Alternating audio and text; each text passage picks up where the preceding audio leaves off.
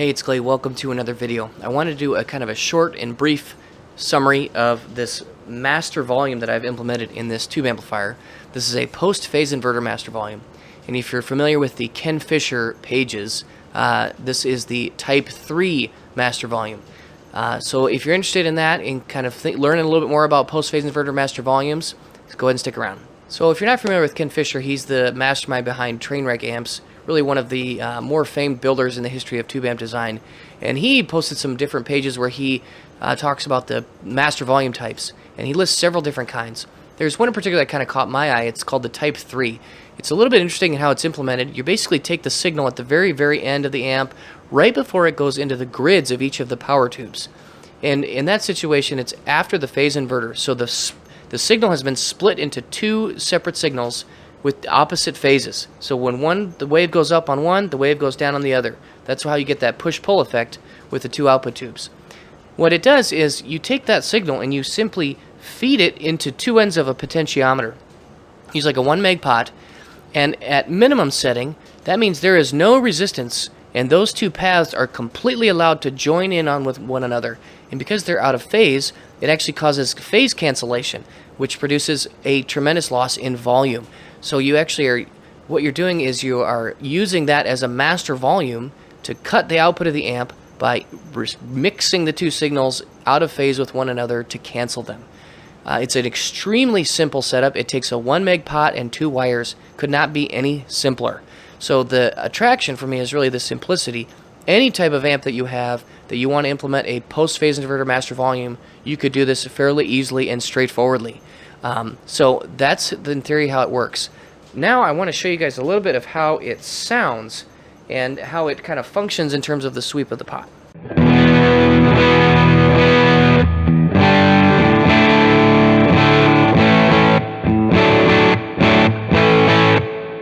That's with the master at full. Let's go down to 50%.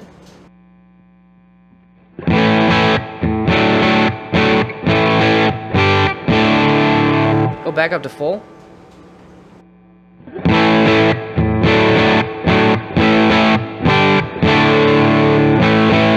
So to my ear, one of the downsides of this is that there is not a significant change in volume from full on to even halfway down the pot. So now I went from 12 o'clock to now I'm at about maybe 10 o'clock. So to my mind, it has started working now. Go back up to 12.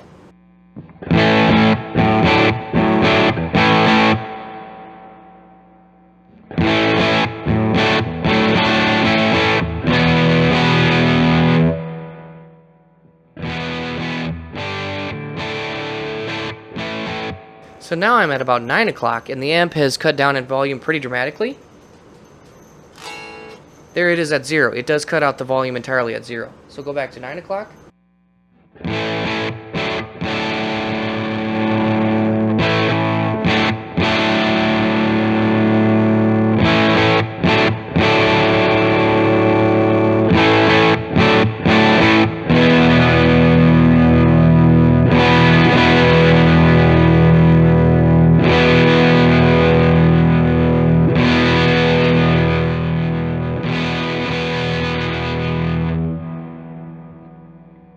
So really my end conclusion here is that this is an effective type of master volume.